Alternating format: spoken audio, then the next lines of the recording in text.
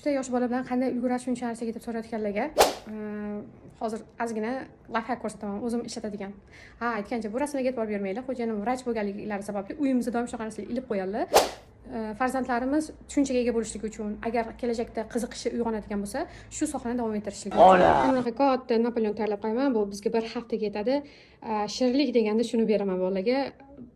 Vaqtim tejaydi. Somsa qilayotganda hamma chiroyli somsa qilsa, meni somsalarim chiroyli chiqmaydi. Vaholanki qo'limdan kelsa ham, sababi vaqtimdan qizg'anaman. Nima?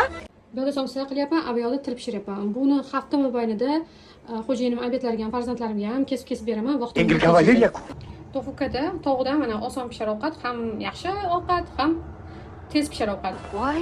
Qolgan vaqtda albatta O'zbekistonga olib kelingan kitoblarim, o'zbekcha, ruscha, inglizcha, arabcha, mana shu kitoblar bilan doim qaysidir birini olib mutolaa qilaman, kitob o'qiyman. O'zim aqlli bo'lishim uchun emas, albatta farzandlarim aqlli bo'lishi uchun. Sababi men bir narsani o'rganib olsam, keyin farzandlarimga yetkazib bera olaman. Hayotimizda asosiy maqsad yeb ichish emas. Oiladagi, ro'zg'ordagi ishlar hech qachon tugamaydi. Asosiy maqsadimiz to'g'ri, chiroyli, tarbiyali farzandlarni katta qilish. Alloh nasib qilsa hammamizga.